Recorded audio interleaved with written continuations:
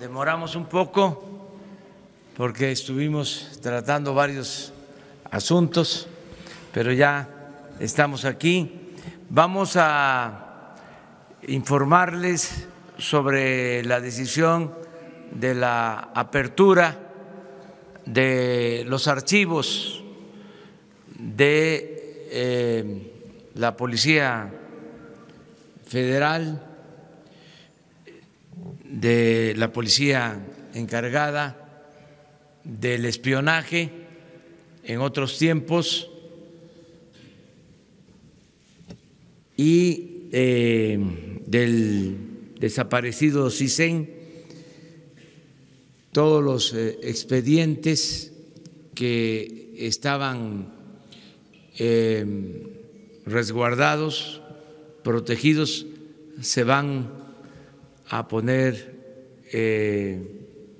a consideración, se van a abrir para que los ciudadanos puedan tener acceso a ellos, sobre todo los investigadores. Es parte del programa de fortalecimiento de nuestra memoria histórica.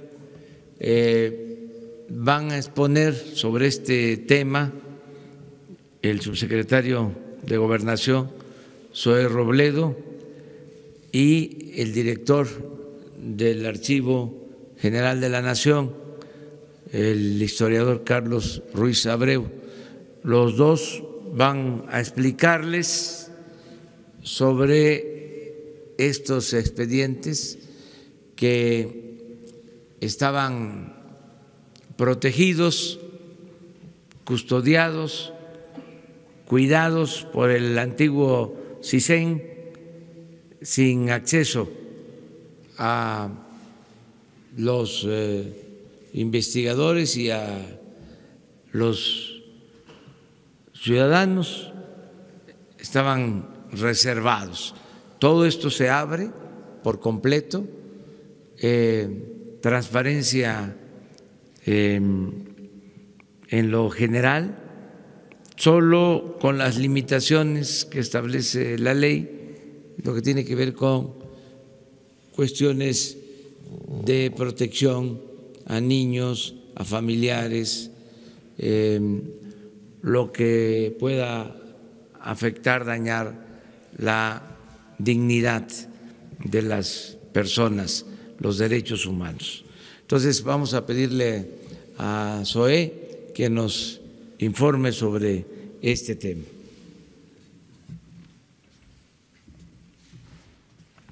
Con su permiso, señor presidente, buenos días a todas y a todos. Si pueden poner la presentación. Digamos, la conformación de estos documentos viene de hace muchos años, es una parte de un acervo histórico que forma parte de la memoria justamente histórica de la nación, desde las primeras instituciones encargadas de temas de información política y de inteligencia, prácticamente desde 1918 con aquella, la sección primera de la Secretaría de Gobernación en la época del presidente Venustiano Carranza, y pueden pasar a la siguiente, y digamos hasta llegar a aquella institución de la Dirección Federal de Seguridad, surgida en 1948, y el Departamento de Investigaciones Políticas y Sociales, después Dirección General de Investigaciones Políticas y Sociales. Estas dos instituciones en 1985 se fusionaron, creándose la Dirección de Investigación y Seguridad Nacional, que en 1989 pasaría a ser el CISEN. Como ustedes lo saben, a partir de este 2019, el presidente de México, Andrés Manuel López Obrador, promovió la extinción del CISEN para dar paso a este nuevo paradigma con el Centro Nacional de Inteligencia. Puede pasar a la siguiente. La apertura tiene una historia mucho más antigua, más anterior a lo que ocurrió en el 2001 y 2002. En 82, cuando la antigua cárcel de Lecumberri se convirtió en la sede del Archivo General de la Nación, desde entonces la Secretaría de Gobernación empezó a pasar algunos de sus archivos y de información producida por la Dirección Federal de Seguridad particularmente. Cuando fue la fusión con la Dirección de Investigación y Seguridad Nacional, perdón, con la creación de esta dirección, se transfirieron otros archivos al Archivo General de la Nación y en 98 hubo otra entrega. Pueden pasar a la siguiente. En 2001, con mucho bombo y platillo, se habló de que habría una apertura, particularmente de cuestiones que tenían que ver con movimientos políticos y sociales y en específico el movimiento del 68. En aquel momento hubo un decreto que le solicitaba a las dependencias hicieran entrega de esta información al Archivo General de la Nación. Particularmente el entonces CISEN hizo entrega de una serie de información. Podemos pasar a la siguiente. El 19 de febrero de 2002, de 4,223 cajas, que en realidad no tenían información del CISEN, era documentación de la Dirección Federal de Seguridad y la Dirección General de Investigaciones Políticas y Sociales. Algo del acervo también lo componían información del Instituto Nacional de Migración, de la Sedena, de la Secretaría de Relaciones Exteriores, pero fundamentalmente era de estas dos instituciones, pero llegaba hasta 1985. Ese archivo se establecía en este propio decreto, tenía que pasar en su custodia, documentación, ordenamiento al Archivo General de la Nación. Estaba en el artículo 7 de ese decreto establecida ese mandato, que tenía que pasar no solamente la documentación, sino la custodia de todo el archivo. El asunto es que ese artículo no necesariamente se cumplió a cabalidad, porque no era solamente recibir la documentación, sino custodiarla, organizarla y conservarla a partir de los lineamientos del Archivo General de la Nación. Pueden pasar a la siguiente. Se empieza a dar una información, incluso de varios medios, particularmente en 2017, donde se da cuenta que el archivo en general seguía siendo custodiado por el CISEN. Estaba efectivamente en el Archivo General de la Nación, pero seguía custodiado por el CISEN. Muchos de quienes hicieron investigaciones ahí, historiadores, periodistas, lo que recibían era una documentación que proporcionaba el CISEN, no el Archivo General de la Nación. Esa fue la situación que el actual director, Carlos Ruiz Abreu, encontró cuando descubre pues que toda esa información estaba custodiada todavía por esta institución. Pueden pasar a la siguiente.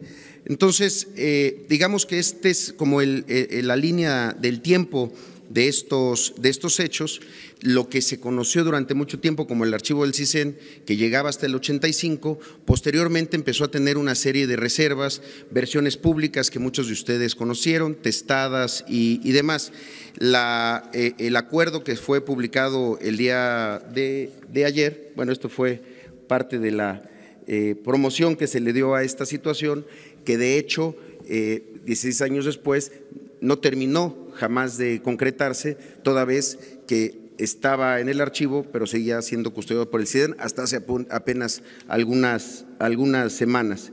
En ese sentido, el acuerdo que fue publicado el día de ayer en el periódico oficial de la Federación da la instrucción por parte del presidente a todas las instituciones a que la información del 85 para acá se entregue directamente al Archivo General de la Nación, lo que tiene que ver con violaciones a los derechos humanos, persecuciones políticas vinculadas con movimientos políticos y sociales y un nuevo criterio que estaba ausente en aquel decreto del 2001, que son actos de corrupción de todo tipo. El director dará cuenta de cómo se está planteando el acuerdo para hacer efectiva este derecho a la memoria y abrir finalmente estos documentos por un interés público superior. Pueden pasar a la siguiente. lo que no se había concretado, que es una apertura ordenada, con digitalización, un ordenamiento y un tratamiento archivístico, está planteado así en el acuerdo, a partir de una serie de lineamientos que serán publicados en los próximos días, para entonces sí lograr que este derecho a la memoria histórica del país sea concretado. Si pueden pasar a la siguiente. Es un esfuerzo que involucrará, además del Archivo General de la Nación, pues a especialistas en biblioteconomía y archivonomía, y también a jóvenes construyendo el futuro, buscando que haya jóvenes interesados o que hayan estudiado estas materias, a que ayuden a este proceso enorme para el ordenamiento y la digitalización. Pero el archivo de 85 para atrás, que actualmente está, es el que se le tiene que dar apertura a partir de estos lineamientos, para que todo mundo pueda llegar a él y hacer cumplir esto que se había anunciado durante mucho tiempo, que estuvo abierto en algún momento, pero que después, particularmente en 2014, empezó a tener ciertas restricciones y unas versiones públicas que no generaba el archivo, sino el propio CISEN. Estos lineamientos tienen que estar de la mano, pues, de los nuevos ordenamientos, particularmente la Ley de Archivos, la Ley de Protección de Datos personales, a partir de lo que venga de 85 para 2019, lo que tenga que ver, como ya lo mencionaba el presidente, y que pueda lastimar la dignidad de las personas, preferencias y datos personales, procesos judiciales que están en curso y que tienen una clasificación diferente. Pero la instrucción y la intención es máxima publicidad, poniendo por delante el interés público a conocer la verdad y construir una memoria histórica, pues, que no permita ningún tipo de simulación. Será por mi parte todo, señor presidente. Buenos días. Nosotros tenemos ante este acuerdo firmado el día de ayer por el presidente, estamos obligados a recibir toda la documentación que nos manden las instituciones del Poder Ejecutivo Federal. Por eso está firmado por todos los secretarios de Estado. El archivo, obviamente que puede recibirlo sin ningún problema. Vamos a llevar un proceso archivístico que no se tuvo en el pasado. Digamos que tenemos 90 años de información en el archivo, de lo que ya explicó Zoe, pero esta información, la mayoría, está organizada de una manera que prácticamente por policías, por gente que no tenía ninguna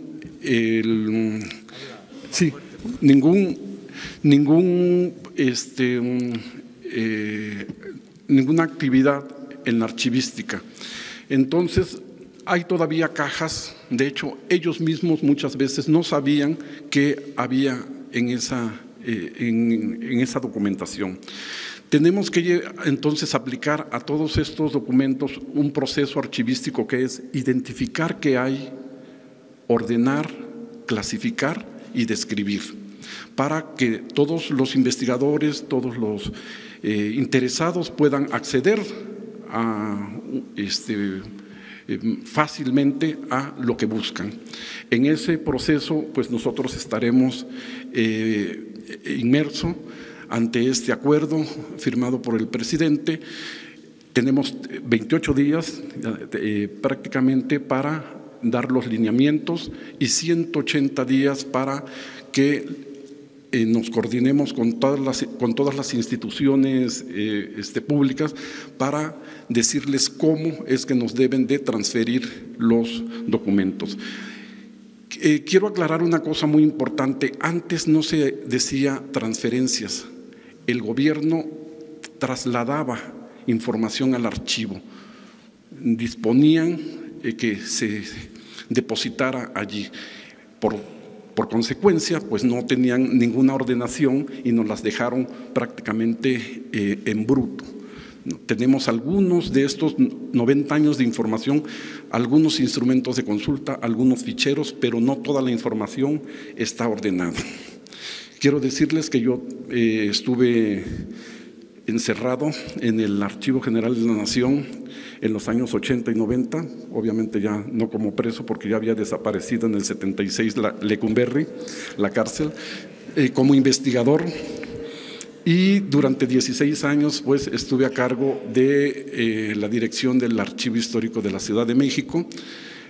Tengo 40 años de experiencia como historiador y como archivista. Me he dedicado a la organización de los papeles antiguos, de los expedientes, de nuestra memoria histórica del país.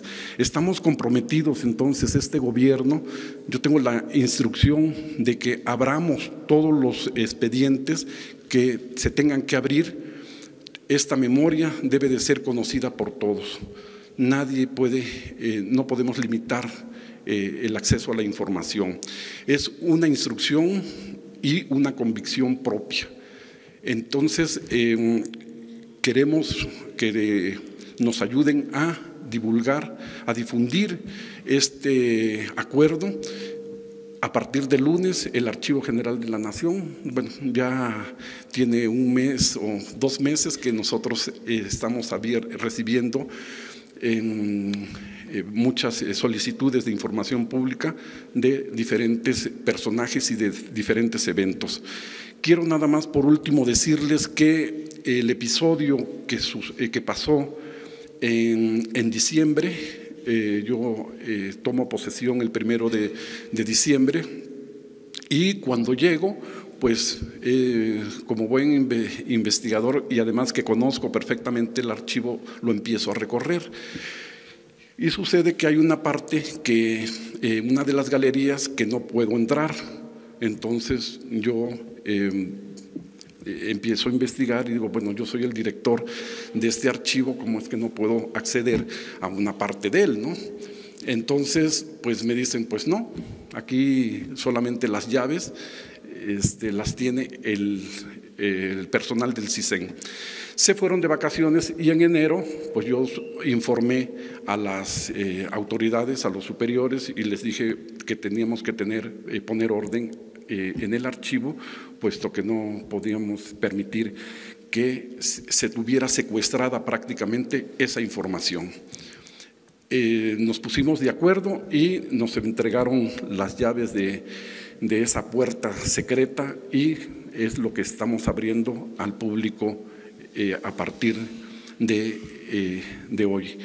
Esta fue un poco la historia de lo que pasó con el CISEN, pero de todas maneras, como explicó Zoe, ya teníamos información en el archivo y bueno, el archivo está abierto. Quiero decirles que no solamente con estos documentos del CISEN y de las DFS y de la Dirección General de Investigaciones Políticas y Sociales que tenemos de estos 90 años de historia, no solamente el archivo estaba cerrado a esa información por mucho, sino que estaba prácticamente cerrado a todos los investigadores. El Archivo General de la Nación estaba recibiendo 25 investigadores diarios, cuando en otras épocas, cuando yo estaba como investigador, habían 100, 150, 200 investigadores, habíamos diarios. Entonces, tenemos que cambiar esa visión, esa política de cerrar el acceso a la información, cerrar la memoria del país que nos pertenece a todos, abrirla, y en eso estamos comprometidos. Gracias. Muy bien, pues ya se abren los archivos con las consideraciones que se acaban de dar a conocer ahora. Abrimos también la sesión. Buenos días, presidente. Yo tengo 2 preguntas. La primera es, en los últimos 2 meses ha habido una efervescencia de huelgas en el país, de sindicatos y también de universidades. Esto ha afectado a proyectos académicos y incluso ha pues dañado, igual han perdido, las personas han perdido ya sus empleos en algunos casos. ¿Cuál sería el llamado a estas partes para resolver los conflictos? Y la segunda sería, ¿cuándo comenzaría ya el proyecto que tenían para la reforestación del lago de Texcoco? No sé cuándo comenzarían ya los trabajos, después de que se canceló el aeropuerto que se iba a construir ahí, porque hay trabajadores que buscan, bueno, que estaban trabajando en el anterior aeropuerto, pero ahora buscan que sean reintegrados a estas labores. Si va a haber oportunidad para ellos que se reintegren. Y la tercera, también ayer se daba a conocer que, bueno, el subsecretario de Comunicaciones daba a conocer que el helicóptero de Marta Erika Alonso y Rafael Moreno Valle despegó de un jardín del empresario José Chedraui, e incluso ya dicen que hay videos sobre este tema. Si el llamado sería a la Fiscalía a que abra estos videos para conocer qué sucedió minutos antes de que se desplomara el helicóptero de estos políticos. Muchas gracias. Bueno, acerca de diferencias que existen por contratos laborales, la postura nuestra es de que se dialogue y haya conciliación para evitar conflictos, evitar que se afecten empresas, que se pierdan fuentes de trabajo. Están en vías de solución muchas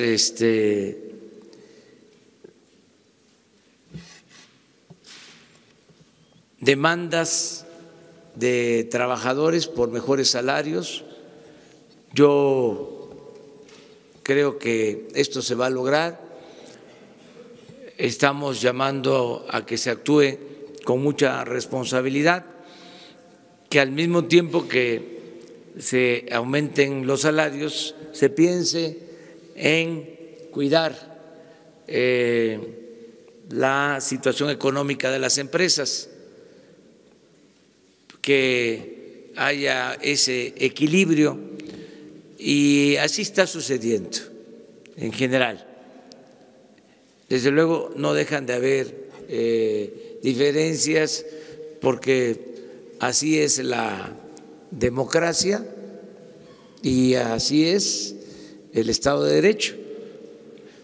Lo único que estamos pidiendo y haciendo un llamado es a que nadie actúe de manera ilegal, que se sigan los cauces que establece la ley. Ayer hablé de que no vamos a reprimir, que el gobierno que encabezo no es un gobierno represor, somos distintos. No vamos nosotros a golpear, a agredir a nadie, no vamos a violar derechos humanos, pero que al mismo tiempo vamos a que se aplique la ley, que se lleve a la práctica la máxima, el criterio de que al margen de la ley nada y por encima de la ley nadie, que exista y se haga valer un auténtico Estado de Derecho, no un Estado de chueco, y que la ley se aplique por parejo, que no haya excepciones. Por eso ayer también hablé de que el gobierno no tiene sindicatos preferidos no tiene dirigentes preferidos y protegidos, no tiene partido, no defiende a ningún grupo de interés creado. El gobierno representa a todo el pueblo y es un verdadero juez que vela por la aplicación de las leyes y por las libertades de todos los ciudadanos. El único amo del gobierno es el pueblo de México. No valen las recomendaciones, el influyentismo, el amiguismo, el nepotismo, ninguna de esas lacras de la política. Eso ya se acabó. Está costando que se entienda de que estamos en una etapa nueva, pero poco a poco se va a ir aceptando que ya no es la misma política, ya se rompió el molde con el que se hacía la vieja política. Lo hicimos pedazos y entre todos estamos haciendo una nueva política. Esa es la cuarta transformación. Entonces es un proceso. Por eso también lo de la transparencia, que tiene que ver con lo que anunciamos hoy,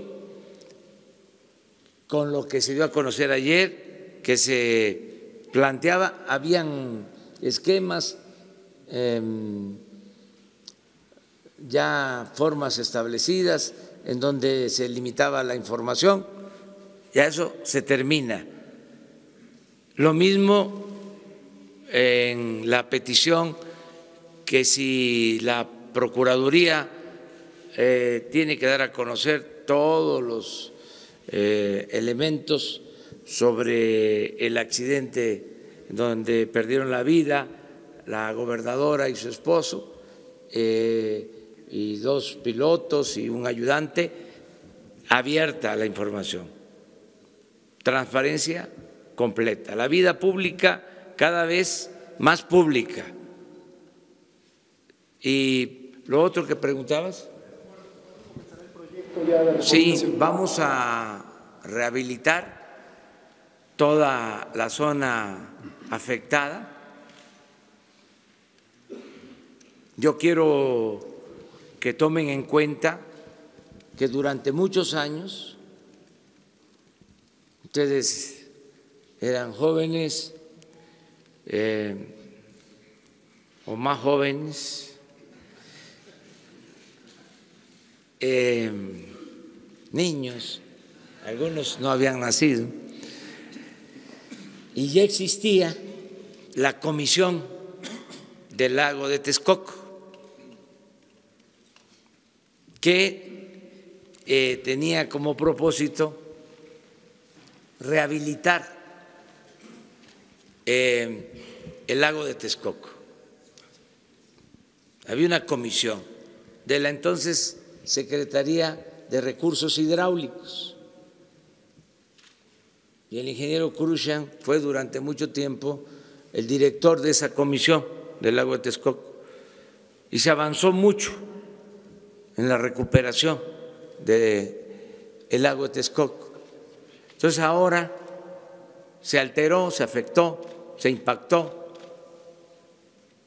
se va a buscar rehabilitar.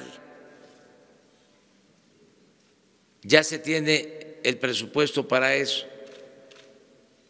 y ya se tiene el anteproyecto y se está trabajando en los proyectos específicos.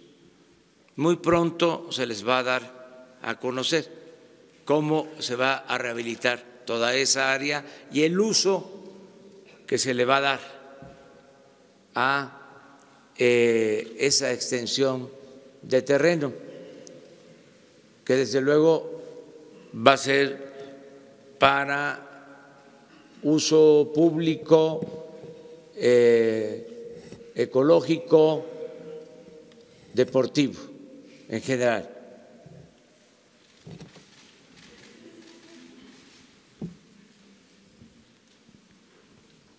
Buenos días, señor presidente. Alberto Rodríguez, de SDP Noticias.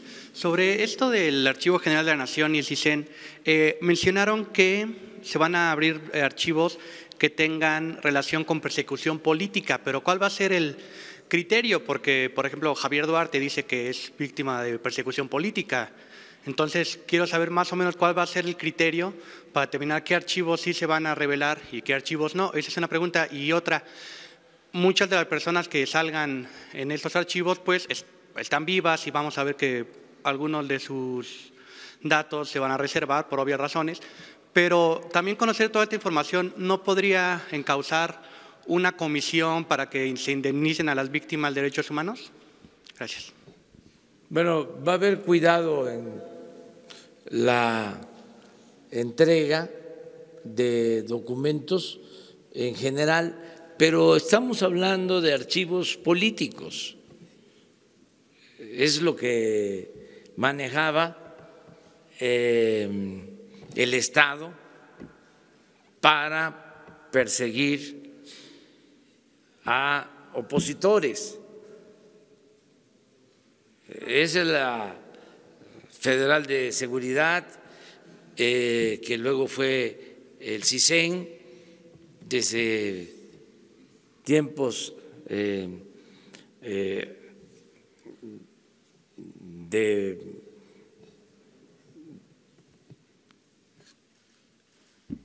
el presidente Venustiano Carranza, que empezó la investigación política, el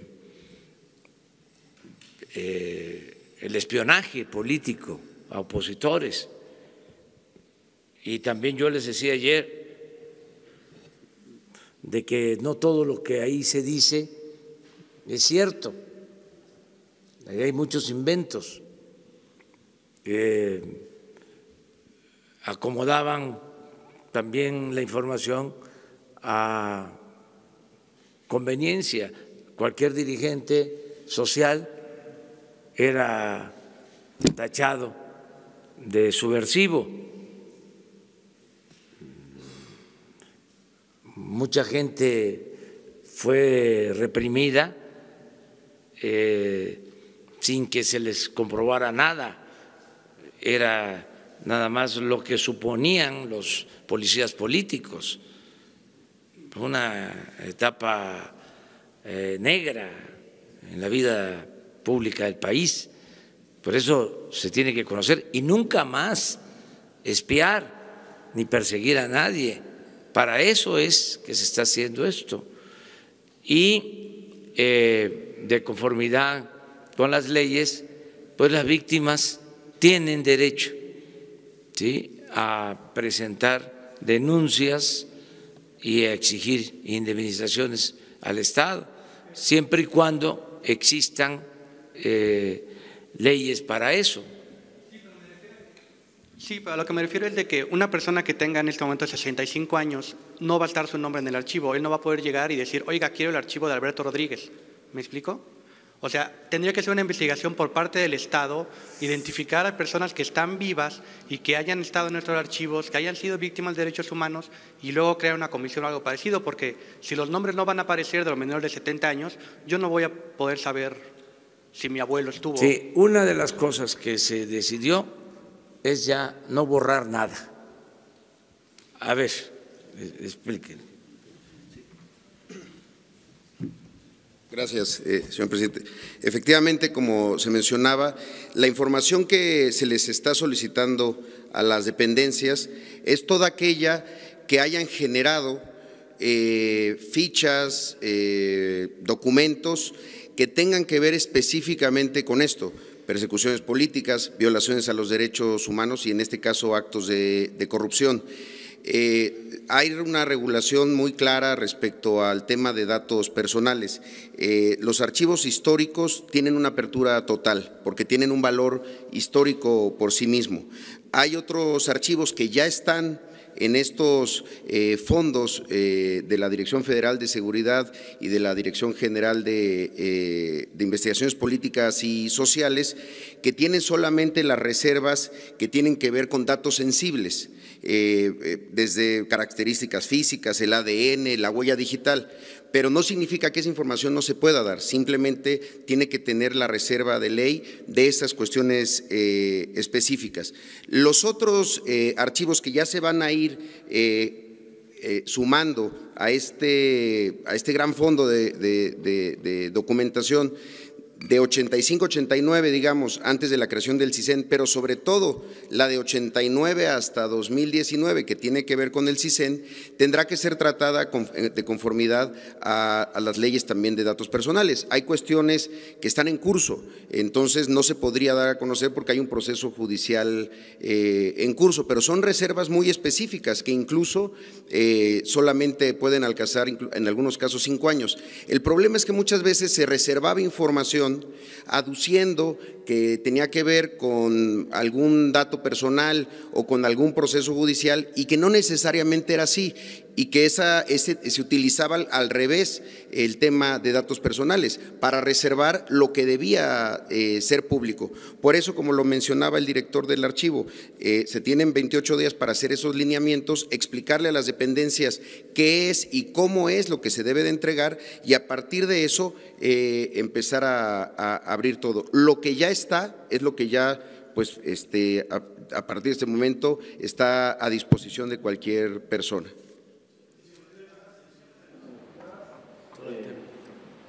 Sí, soy, perdón, acá, Arturo Páramo del Grupo Imagen Excelsior. Si nos pudieras describir tú o el director del archivo, físicamente, este lugar que estaba reservado y que se abrió apenas recién, ¿cómo está? ¿Está ya clasificado? ¿Son las cajas en bruto, como comentaba? ¿Ya hay algún tipo de fichero o de alguna digitalización de ese material que se pueda ya consultar, ir directamente, o todavía hay que hacer la búsqueda, como muchos tuvimos que hacer en algún momento, de ir y buscar literalmente caja por caja, documento por documento, folder por folder? ¿Ya hay alguna sistematización? Y precisamente sobre la sistematización, todo lo que no está sistematizado y que está en bruto y que dice usted que se va a comenzar a digitalizar, a ordenar y a clasificar y a ponerse a disposición de la gente, ¿cuánto tiempo va a tardar?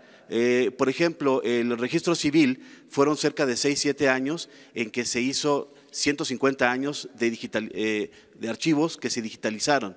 Acá hay ya infraestructura, ¿ya hay algún proyecto, alguna estimación, algún cronograma para saber cuándo está todo ya listo? Sí, estamos precisamente trabajando en estamos ya construyendo este proyecto para que se haga lo más antes posible. De hecho, ya empezamos. Yo desde que recibí el archivo, me di cuenta de todos los problemas de organización que tiene esta documentación y otra. Entonces, sí es importante, la documentación no está sistematizada. Me gustaría que les quedara claro que esta documentación fue organizada, entre comillas, por policías, por gente que no tenía ningún criterio archivístico. Por lo mismo, pues sí, hay unos ficheros. Sí los hay, y hay algún otro instrumento de consulta que se hizo, yo recuerdo en los años 90, se hizo un inventario de la documentación, pero bueno, y no de toda. Entonces, bueno, sí, todavía nosotros tenemos que hacer esta sistematización, esta organización, esta clasificación y descripción para tenerlo. Nos comprometemos a tenerlo lo más antes posible, lleva su tiempo, no sé, 1 año, 2 años, y necesitamos obviamente los recursos humanos y especializados para poder llevar a cabo este proceso. Pero otra cosa de las que preguntó el compañero, el Estado no va a investigar porque caeríamos, yo creo, en lo mismo de esta documentación que está ahí. El Estado nosotros no nos vamos a poner a investigar sobre los personajes que ahí aparecen, sobre los movimientos. No, eso les corresponde a ustedes, periodistas, a ustedes, investigadores, público en general. Perdón, pero es que debemos de ser muy claros, porque la documentación sí, es cierto, es delicada, pero nosotros lo que queremos es abrirla, y abrirla lo más antes posible.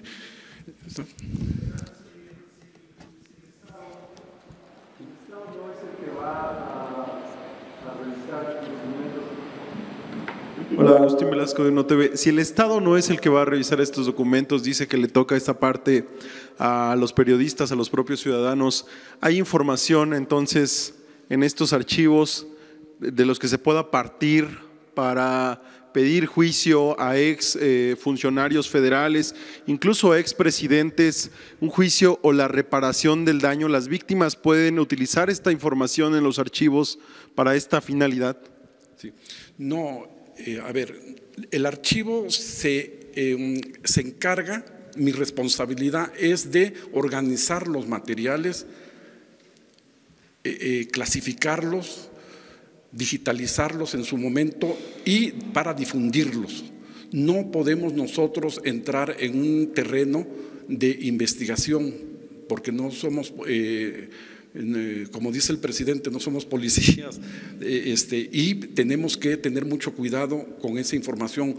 El acceso es para ustedes, nosotros tenemos que darle el acceso pronto y expedito. Esa es nuestra responsabilidad.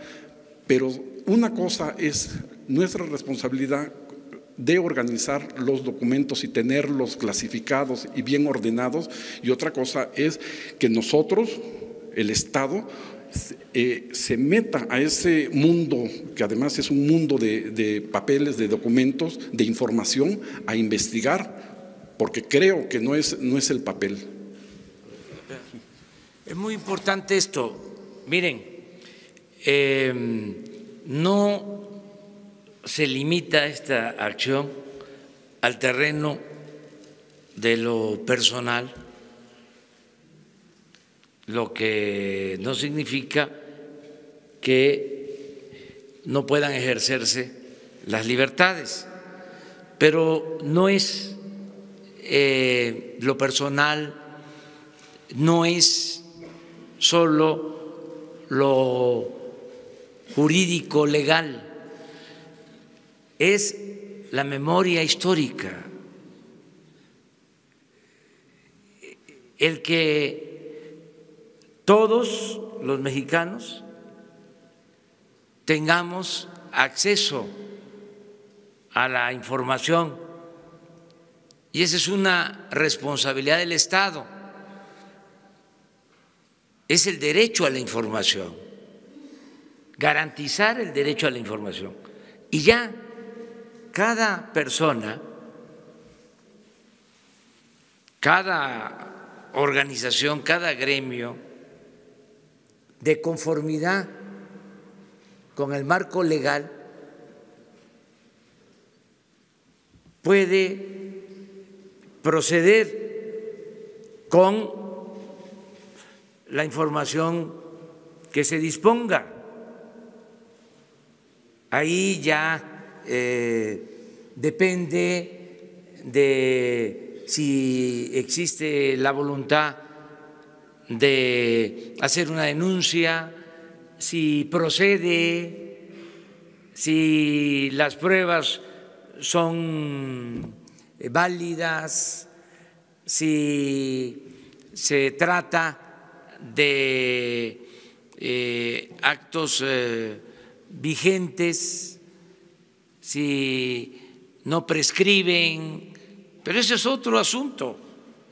Lo importante aquí es decir, vivimos durante décadas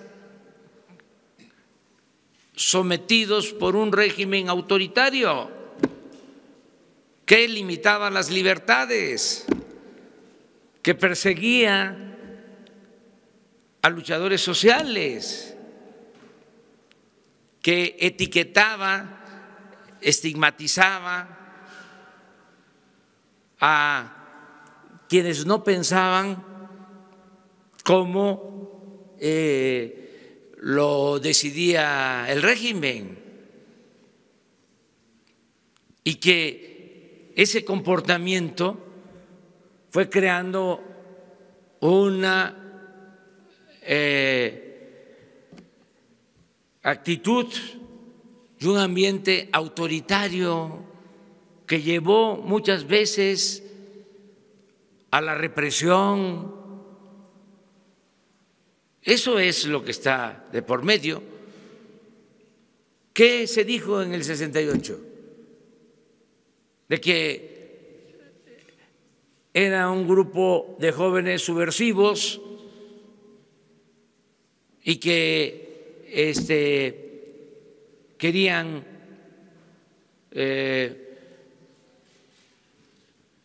destruir el Estado de Derecho y acabar con las instituciones, y que había que darles un escarmiento, porque existía esa mentalidad autoritaria. Entonces, ahí está en los archivos. Cuando se dan a conocer los documentos de los dirigentes sociales, pues ahí aparece que los policías de entonces pues tenían esa concepción y era la información que manejaban en la Secretaría de Gobernación para tomar decisiones políticas en los sótanos del poder. Entonces, esa es la importancia que tiene la apertura. Ya si procede que se enjuicie, se castigue a responsables, y si lo van a hacer los espiados, afectados, perseguidos, pues eso es otro capítulo, es otra etapa. Tienen todas las libertades, hacerlo nada más en el marco de la legalidad. Y ya yo le di instrucciones de que se dé a conocer. Bueno, pues solicítenlo, no sé cuál va a ser el procedimiento. O sea, ¿Físicamente cuánto tiempo se llevará? te va a poner, sí, pero para que no haya problema, ya yo te pido, y es mi voluntad, no creo que afecte a nadie, que ya la semana próxima lo des a conocer, y que además ¿hay solicitudes? Sí, claro. Desde hace meses Entonces, bueno, pues entonces ya darlo a conocer y ya, y adelante. ¿Sí?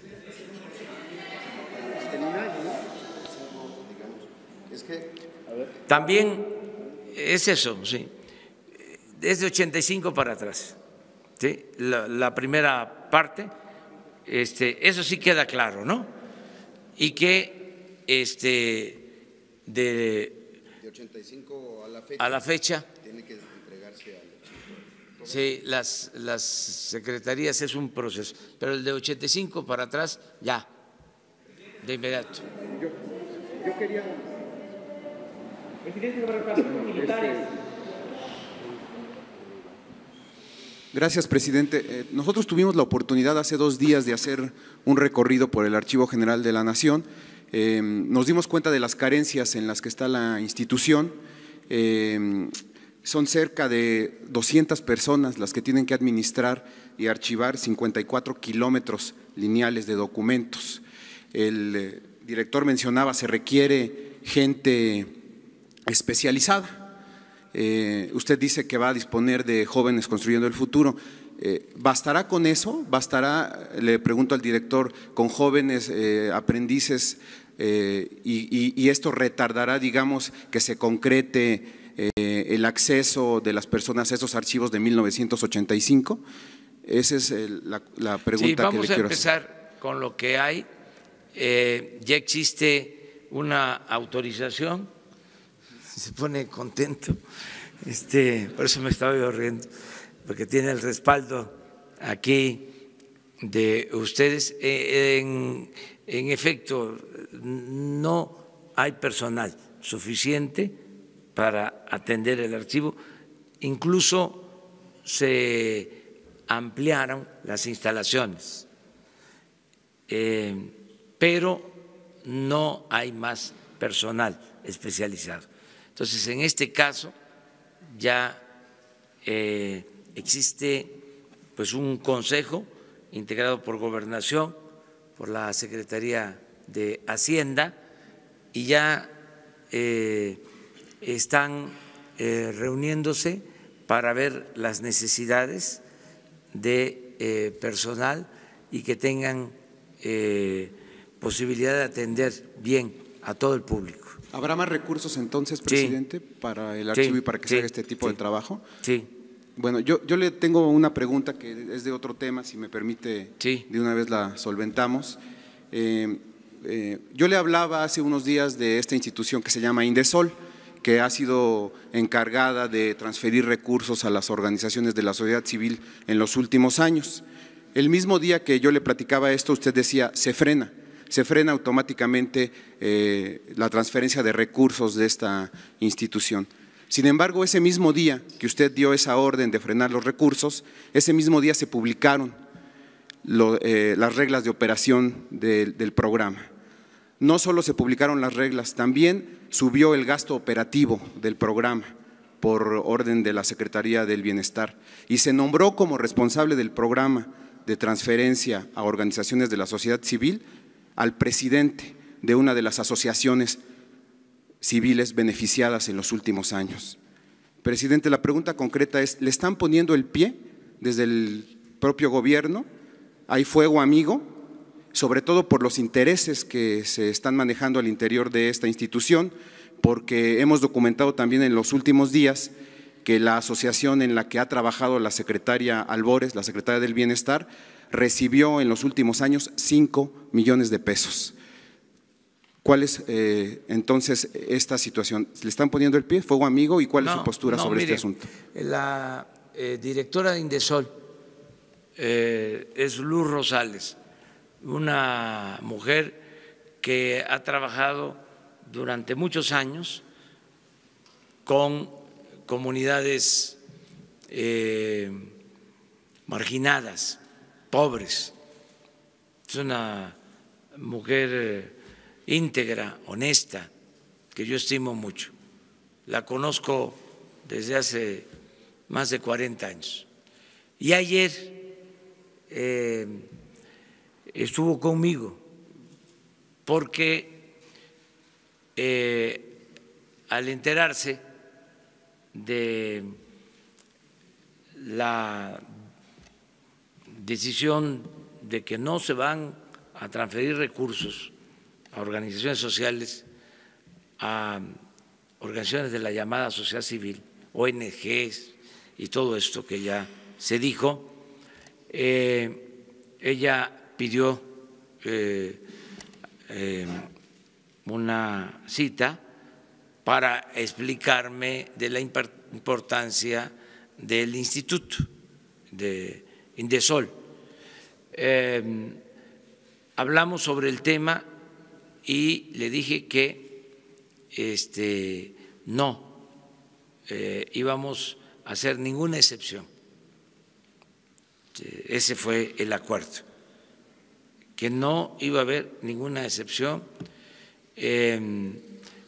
Su argumento, que tiene también importancia, es de que hay organizaciones sociales que cumplen una función de apoyo, de ayuda, pero lo cierto, y ella también está consciente, incluso hasta me presentó un informe de organizaciones que abusaron de estos apoyos, que además no tenían como propósito ayudar a la gente más necesitada, sino habían transferencias de recursos hasta para la organización de torneos de golf,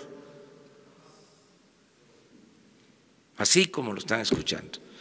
No quiero meterme a ese terreno porque saldrían pues perjudicados quienes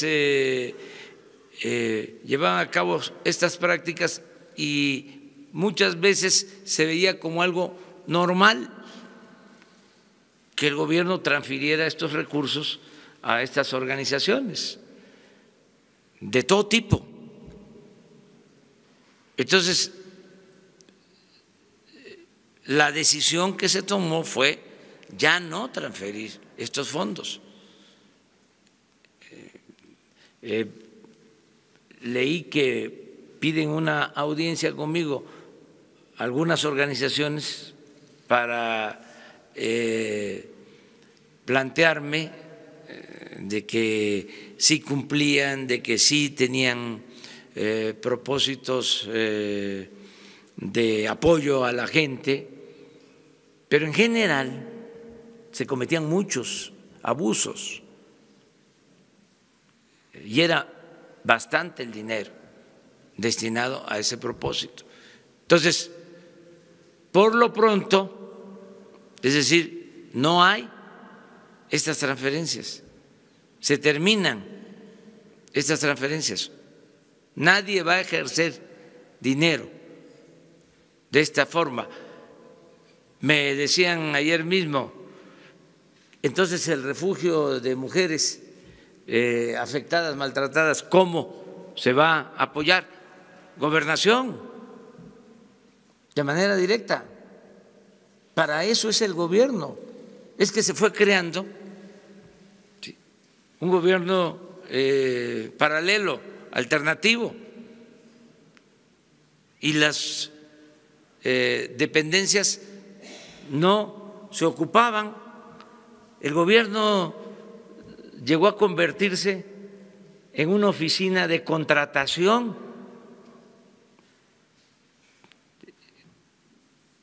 Tenía toda la estructura y si se necesitaba algo, se contrataba.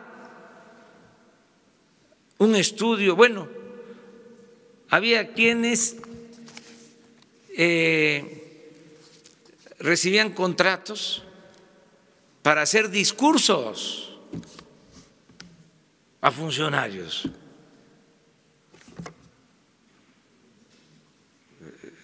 Esto de la publicidad, muchos contratos para transmitir mensajes, pero muchos contratos para redes sociales, para portales, todo eso nos los estamos ahorrando. Por eso yo les agradezco que vengan aquí en la mañana y que se transmita, porque es voluntario todo. Pero le explicaron, presidente, le explicaron por qué se nombró, por qué después de que usted, digamos, emitió la circular, esta famosa que se ha dado a conocer para frenar recursos, por qué después de esto se publicaron las reglas de operación. Existen resistencias, como en todo. Siempre hay resistencias. Ese es un cambio, hay un proceso de adaptación y además siempre se apuesta o se tiene la esperanza de que puede cambiar lo que inicialmente se dice. pero pues ustedes ya me conocen a mí, o sea, yo soy un poco perseverante, o sea, en cosas de este tipo no voy a cambiar, o sea, no voy a ceder y tengo que ser estricto y no hacer excepciones, porque la primera que haga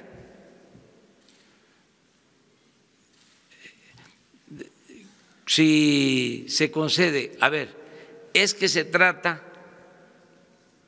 de la Asociación de Niños de la Calle, que se justifica mucho. Bueno, en este caso sí, pues por ahí se van a ir todos.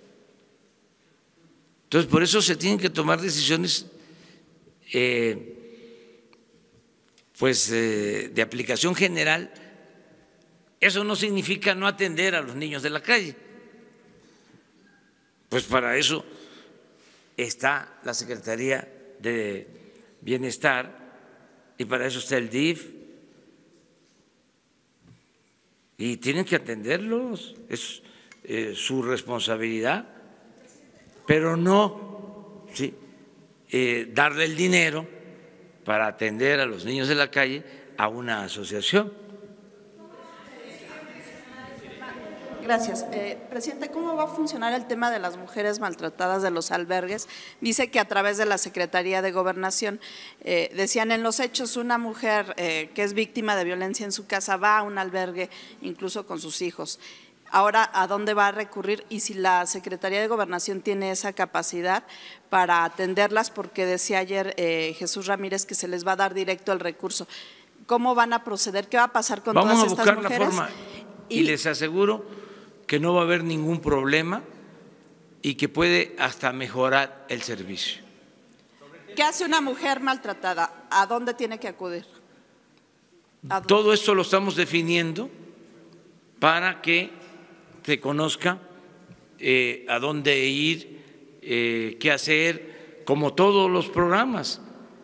En el caso, por ejemplo, de las estancias infantiles, ahora se está visitando casa por casa, familia por familia, apuntando a sus niños, ¿sí?, y dándoles toda la información.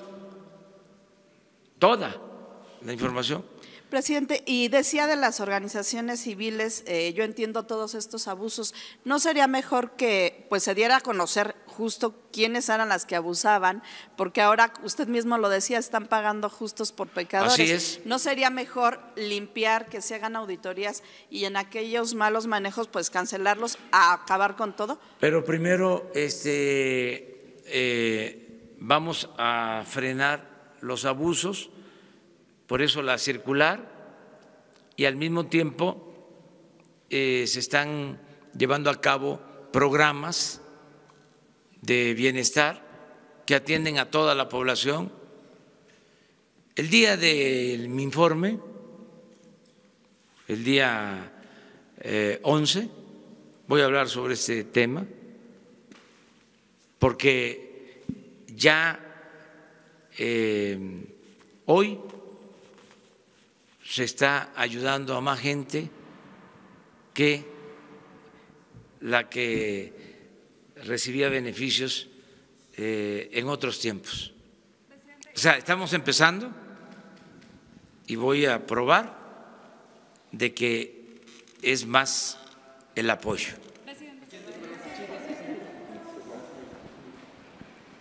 Vamos a aprobar eso. Buenos días. Que le entregaron que malos manejos. Muchas, o sea, no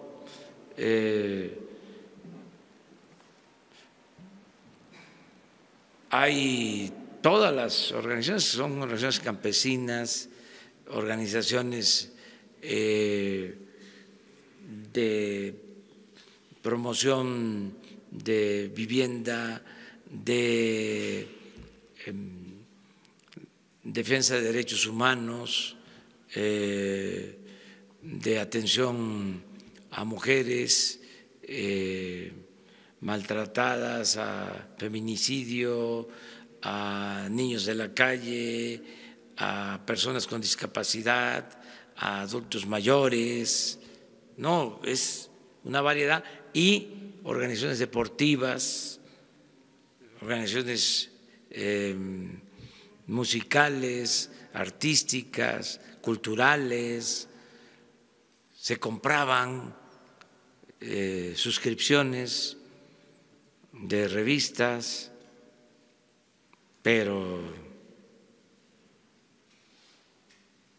de un buen número de revistas. O sea, tenemos que evitar todo eso y transparentarlo. Lo que se entregue, hacerlo público. Es dinero de todo el pueblo. Buenos días, presidente. Muchas gracias. Sósimo Camacho, de la revista Contralínea.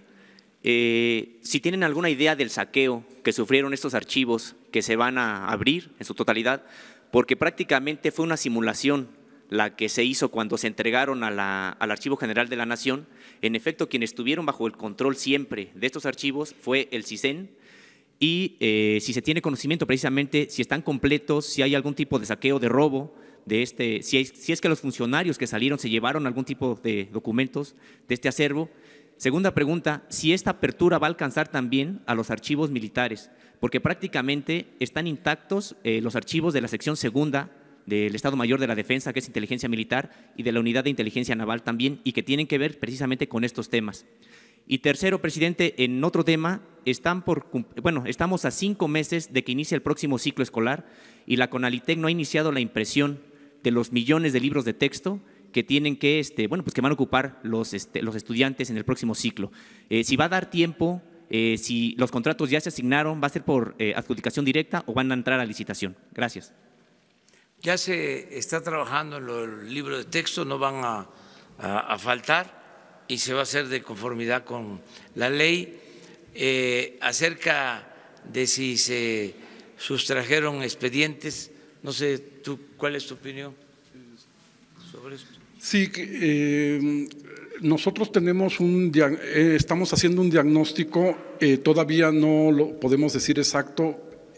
Creemos que la documentación está intacta, no se llevaron nada, al menos es hasta ahorita el recuento que hemos hecho.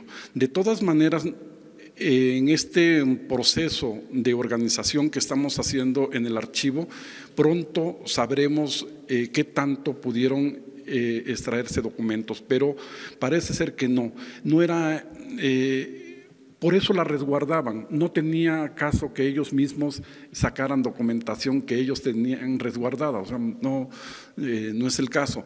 Entonces, yo creo que está en este momento toda la documentación, son miles de expedientes, miles de cajas, y nosotros el proceso que llevamos archivístico, eso sí, nos llevará muy poco tiempo saber cómo está la documentación, porque se está numerando y se está de acuerdo a un inventario que se había hecho de una parte de esta documentación, sí podremos saber. Sí. Perdón. Este acuerdo precisamente, ya se los dije, el presidente que acaba de firmar ayer, el presidente, es un acuerdo para todas las instituciones y va incluida Marina, Sedena, todas las instituciones, todos aquellos documentos que tengan que ver sobre estos movimientos, sobre estos problemas políticos y sociales, serán, eso es precisamente el centro de este acuerdo, que se transfieran al Archivo General de la Nación, siempre y cuando, yo no voy a recibir en el archivo un solo documento que no esté ordenado, porque no vamos a caer en los errores del pasado.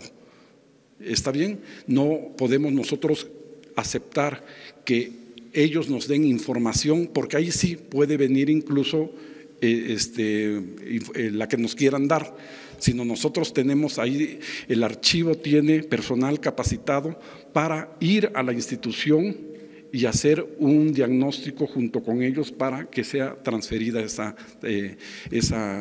documentación. Les repito, antes lo que se hacía se trasladaba la documentación y se aventaba al archivo, ahora no, ahora la transferencia tiene una connotación diferente. No va a quedar ningún archivo secreto, o sea, es la decisión. Y también para tener elementos, porque es un tema interesante. Miren, en el caso de las Fuerzas Armadas, toda su actuación, o prácticamente toda su actuación, se ceñía y sigue siendo de esa manera a las órdenes recibidas del presidente.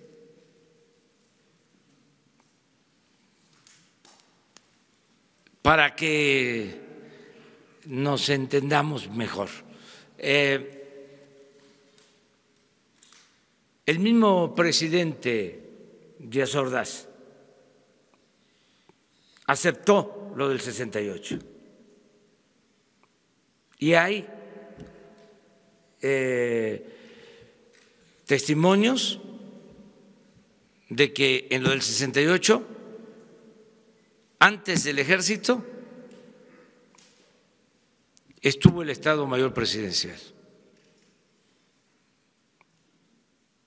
que la operación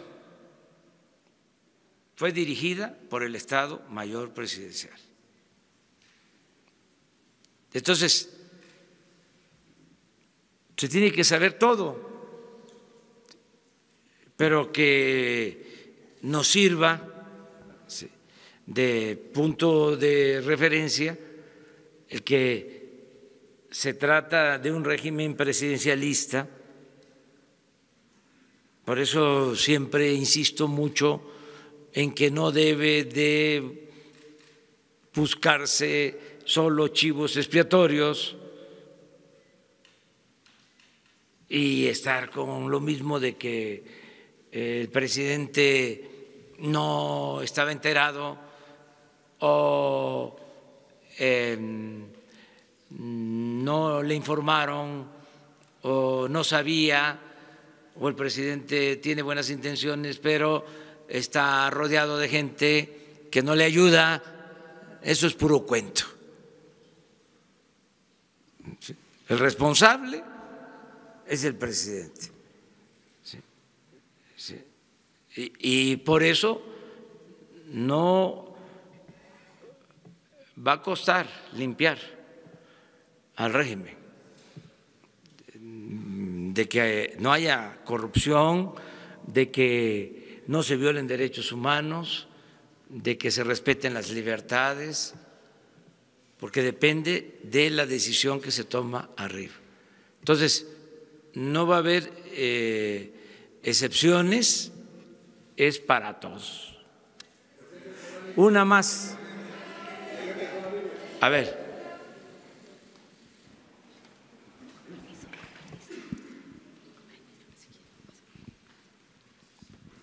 Gracias, presidente. Esteban Durán, de Vanguardia. Oiga, aparte del peso histórico que tienen estos archivos, y como decía el compañero, ¿no sería hacerle justicia a quienes verdaderamente lo merecen y reivindicar a quienes fueron pues aplastados en su momento, y que fuera el Estado quien ofreciera una disculpa a ellos porque se lo merecen y castigar a quien verdaderamente cometió pues un atropello? Eso por un lado. Por otra parte, usted ha dicho que nada ni nadie por encima de la ley, y en ese sentido quiero decirle que la empresa Walmart ha incurrido en varias irregularidades con sus trabajadores, esclavizándolos, dándoles pues una miseria por salario, y que las condiciones son infrahumanas. Inclusive se ha documentado, se ha investigado en que también ha habido extorsiones que ha entregado a funcionarios pasados. Entonces, habría que hacer una investigación al respecto también por la evasión de impuestos que está incurrido. Inclusive ya se le hice llegar un documento para que usted lo vea y que la Fiscalía también igualmente lo tiene. Gracias. Sí, un homenaje a quienes fueron víctimas de la persecución del régimen autoritario pasado es esto que estamos haciendo. Y desde luego siempre recordarlos con mucho respeto, siempre a los que han sido víctimas de represión y más a los que perdieron la vida, los que fueron asesinados, y nuestro reconocimiento permanente y perdón en nombre del Estado. Eso siempre lo voy a estar repitiendo como representante del Estado mexicano. No vamos nosotros a callarnos ni vamos a solapar actos autoritarios, represivos. Todo eso se termina y eso es una forma de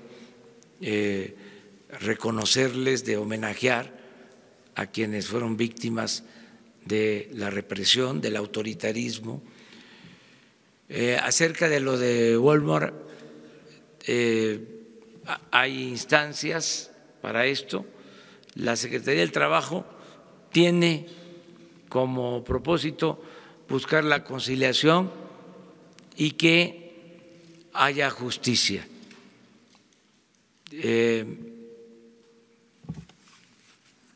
Tratando de que se logren convencimientos, que se logre la conciliación, que se eviten los conflictos en todos los casos, que se haga justicia y al mismo tiempo que se cumpla con la legalidad existente. Ese es el propósito del gobierno en todos los casos. Bueno, nos vemos.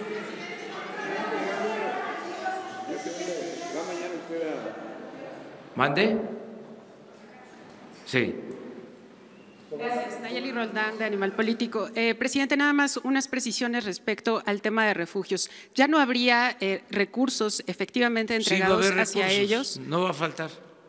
¿Hacia los refugios o solamente a las mujeres de manera directa? Porque según el INEGI hay 1.2 millones de mujeres golpeadas por sus parejas.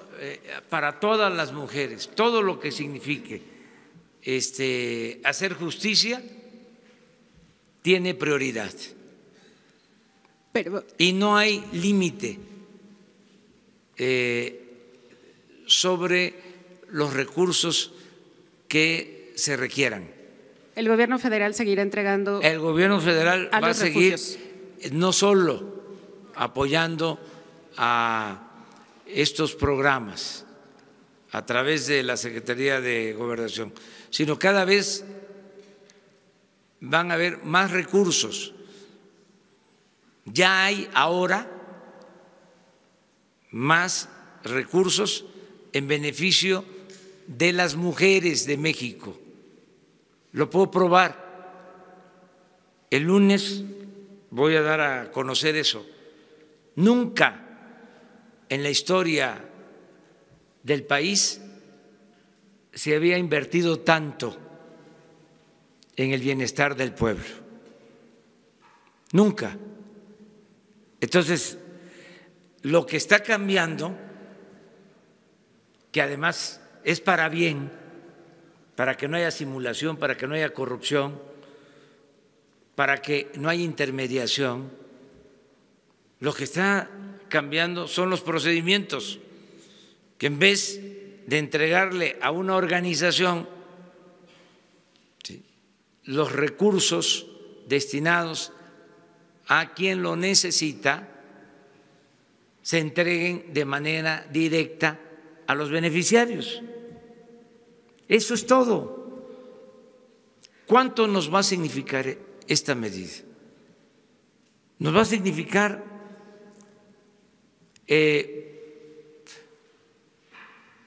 con los mismos recursos, ¿sí?, beneficiar mucho más, porque no llegaban los apoyos a la gente. Entonces se fue creando una constelación de organizaciones. Era otro gobierno,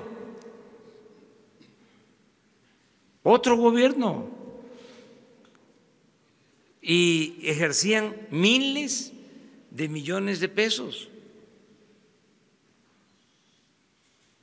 Y en la mayoría de los casos, muchas irregularidades y además muy oneroso, porque si era un plan para apoyar a personas con problemas con damnificados o con discapacidad, personas con discapacidad, el Instituto de la Discapacidad. Revisen el Instituto de la Discapacidad. A ver, hagan la investigación. De 10 años para acá, ¿cuántos recursos? ¿Cuántos de esos recursos llegaban a personas con discapacidad? ¿Y dónde se quedaba la mayor parte del presupuesto? En los aparatos, en la renta de las oficinas. Es una vergüenza que hay instituciones para atender a los pobres que tienen oficinas en Paseo de la Reforma, oficinas de lujo. Eso no, eso se termina. Pero así, para cualquier tipo de asuntos. ¿Cuándo se definirían los criterios para que estas mujeres violentadas reciban estos apoyos directos? Ya, lo más pronto posible. Es que no es ningún problema eso.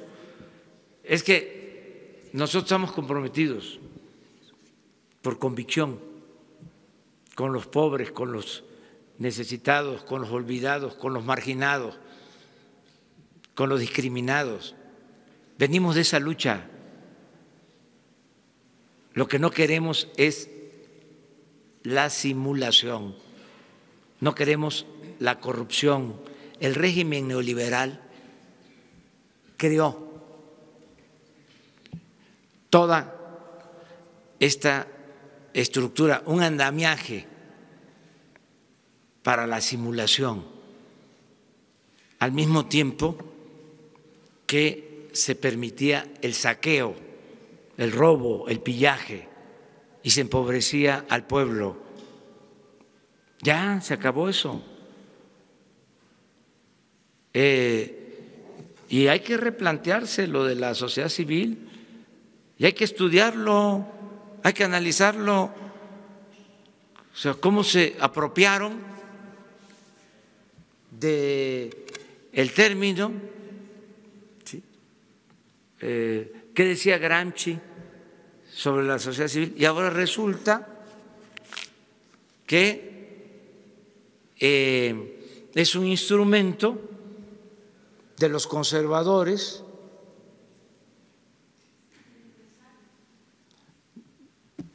de los potentados, de los machuchones, para justificar todo. ¿Cómo se le llamaba antes a la sociedad civil? pueblo. Entonces, me dicen algunos en sus argumentos alegatos, válidos, ¿no? Es que la sociedad civil no es conservadora. Hay también sociedad civil de izquierda. Ahí se los dejo de tarea. Bueno, muchas gracias.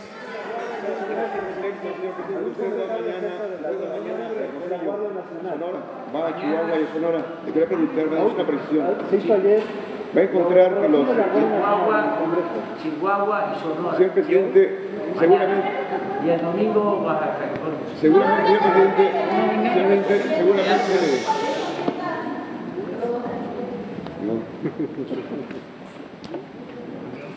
Vamos a pedir que no lo dijo.